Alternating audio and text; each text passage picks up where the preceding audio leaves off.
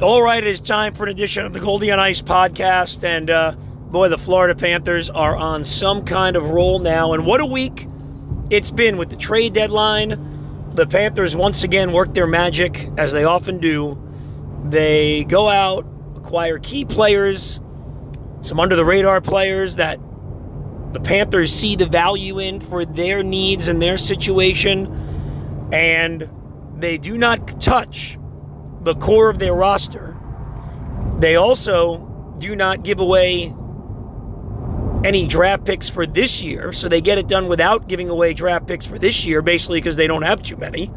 Really remarkable. And you got a couple of veteran players, as we've gotten used to over the last handful of years since Bill Zito got to South Florida, that kind of control where they go due to their contract clauses like no trade. And both Seth Jones and Brad Marchand are Florida Panthers, and you know they had that kind of control. We saw that with Claude Giroux a number of years ago. We saw it last year with Vladimir Tarasenko. The Panthers are a destination franchise. They built a winning team. They built a winning culture, and it's where guys want to play.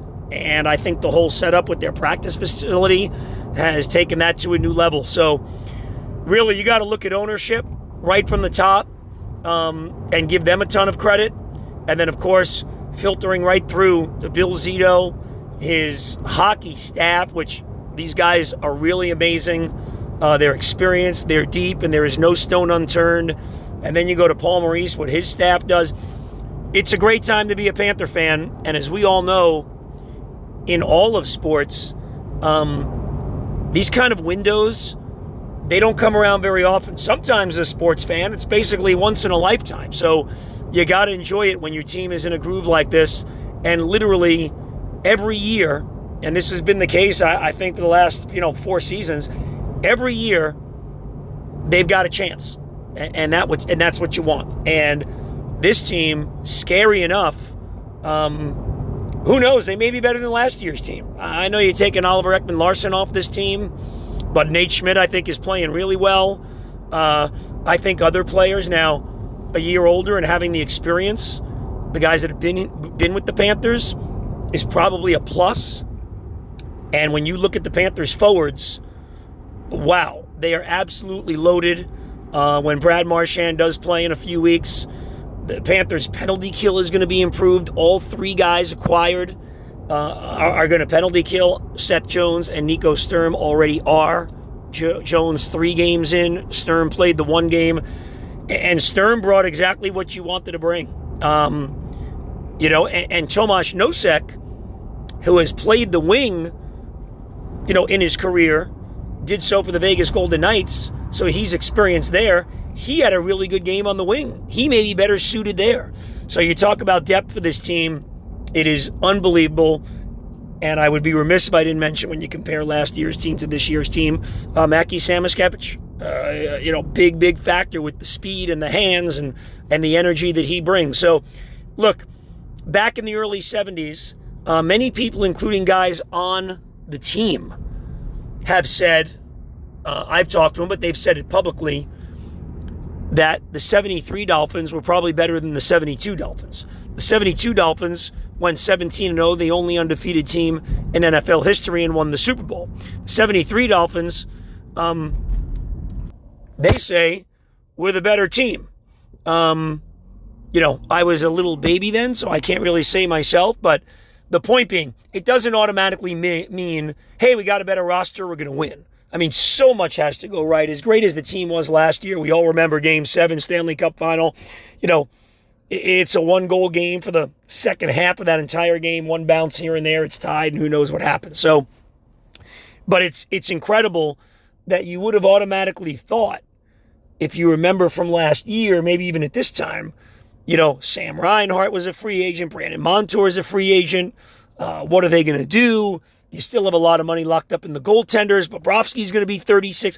There were questions about it. And a school of thought that, hey, this could be a one-shot thing. They'd have to take a step back. Ekman-Larsson was going to go. Tarasenko would not be kept. And what do? They do a great job again of signing players in the offseason. They take the 60 games basically. They assess what they need. And look, they always knew losing Montour and Ekman-Larsson, another defenseman, would be a big help. An impact defenseman, a top 4 guy. And then they go out and fill those needs. Hey, a little more depth, a little upgrade on the 4th line. Sturm's a great face-off guy. Brings a lot of hard-nosed, big physical play, 6'3", 210 pounds. And as we saw in his debut against Buffalo, he can get up and down the ice really well. So they've just done a marvelous job. Now it's a matter of, I think, not going crazy. I don't mean playing guys when they're hurt and things like that, but you'd really like to win the division because the Panthers, the Lightning, and the Toronto Maple Leafs are 3 of the top, I think, 7-8 teams in the entire league. So you're never scared of anyone. You never try to pick your playoff opponent. But if you can finish first, why not? That's my thought on it. I think it's a big drop-off in opponent. Tampa, Toronto, to whoever gets the wild cards. Panthers will probably play the first wild card since Washington looks like they're going to win the East. They got a 7-point lead on the Panthers there, or 6 points. So dangerous to pick your opponent, but hey, keep on winning and finish as high as you can. And I should mention as well, Vitek Vanacek in his Panther debut was really good.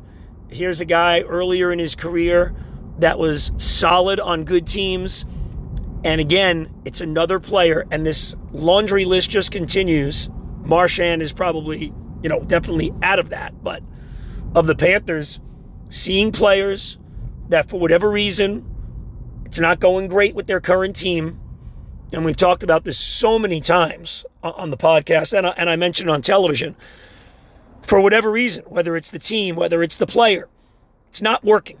Very often it's because the team is bad. And the Panthers go and they see something different. If we get that player and he's with us and he's playing with these guys and he's in this situation, it's going to work out well. I mean, there was talk when the Seth Jones trade was made.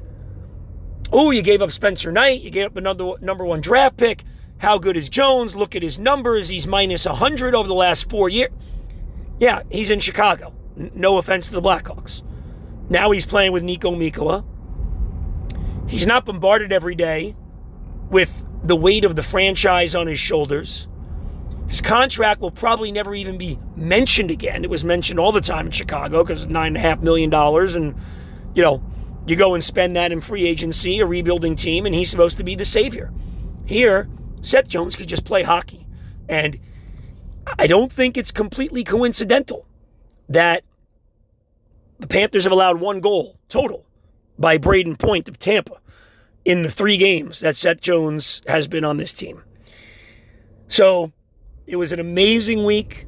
It's a great run they're on right now. They've won 11 of their last 13 games. Basically, they're giving up a goal and a half a game. The play in front of the goalies has been excellent. And when there are opportunities, which there have been, I mean, Bobrovsky had to stop Ryan McDonough, a 1-goal game on a breakaway. Vanacek, his first shot as a Panther is, point blank. He had to make some big saves. But what the Panthers are doing right now with their goaltenders is they're asking them to do that a few times a game, not 9 or 10. And that's the big key. So on to the road, Tuesday night in Boston. It's going to be a lot of fun. Hey, the Bruins, I know they traded a lot of guys, including Marchand of the Panthers, but they're still in the race. They're only 3 points out of the wild card, and they'll want, something to prove. So you can join us for all the games on Script Sports. That's WSFL Channel 39 from the Keys all the way up to the Broward Palm Beach line. And then in Palm Beach County, we've got WHDT Channel 9. And some of the games you can check out are on WPTV in Palm Beach County as well.